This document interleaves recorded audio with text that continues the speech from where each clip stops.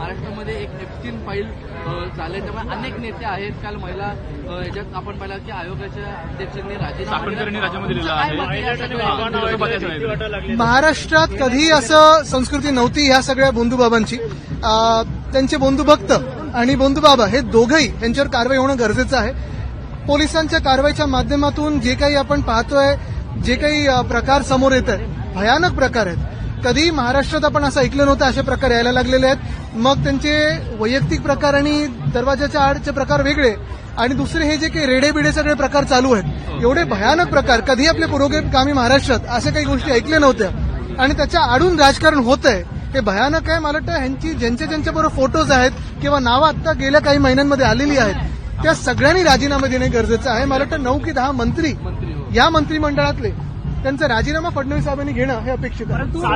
Target झालेले मुख्यमंत्री असताना त्यांच्याकडे गेलेले होते आणि दीपक केसरकरांच्या माध्यमातून गेले, त्यांनी पूजाविधी देखील घातलेली होती. पण ह्याच सरकारचे खरे कॅप्टन कोण आहेत हे समोर आलेलं आहे. आणि ह्या पूजा असतील, जे काही बाकीचे कर्मकांड करायला लावले, जे काही करायला लावलं, हे एवढं भयानक होतं. आणि जे काही आम्ही सातत्याने लोकांसमोर आणण्याचा प्रयत्न करत असतो, काय काय कुठे कुठे काय केलेलं आहे, आपण पण अनेक गोष्टी ऐकून आहात. हेच मी सांगत आहे की याच्यावर कारवाई तर झाली, पण मंत्रिमंडळात जे लोक आहेत, जे बसलेत निर्लज्जपणे आता, त्यांचा राजीनामा देखील तेवढंच घेणं गरजेचं आहे. मोठा प्रकार घडला आहे ते म्हणजे निवडणुकीदरम्यान मंत्र्यांमध्ये थांबरी झालेली आहे. पालकमंत्री त्यांना मारण्यात आले. मला वाटतं जे स्वतः लोकशाही मारायला निघाले होते तेच आता आरोप करतात की लोकशाहीचा गळा घातला जातो. मुद्दा असा आहे की हे सगळं जे काही सर्कस चालू आहे, कुठे ना कुठेतरी महाराष्ट्रात ही थांबली पाहिजे. आणि आपण पाहिलं असेल, जे स्वतः गद्दार आहेत, पक्ष चोर आहेत, चिन्ह चोर आहेत, ते आता उलट्या बोंबा मारत आहेत. हे सगळे तर मजेशीर गोष्ट झालेली आहे. मजेची गोष्ट जरी बाजूला सोडली तरी आपल्या लोकशाहीवर खूप मोठे प्रश्न उपस्थित करणारी. मुळात जे लोकांनी पक्ष चोरलेला आहे, मुळात जे निर्लज्ज आहेत, गद्दार आहेत, ते दुसऱ्यांवर आरोप लावतात.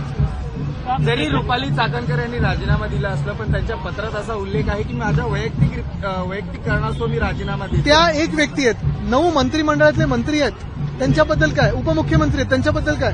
परंतु या सगळ्यांना सहारोपी करणं गरजेचं आहे. बघा, सहारोपी हे वेगळं, चौकशीसाठी त्यांनी पदावरनं तरी राजीनामा दिला पाहिजे.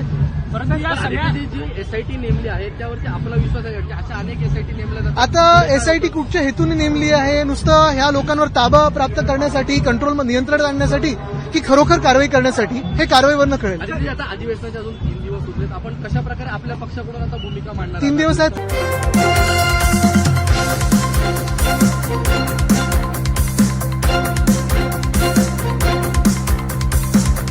समाज साधना न्यूज, समाजहितासाठी सदैव अग्रेसर.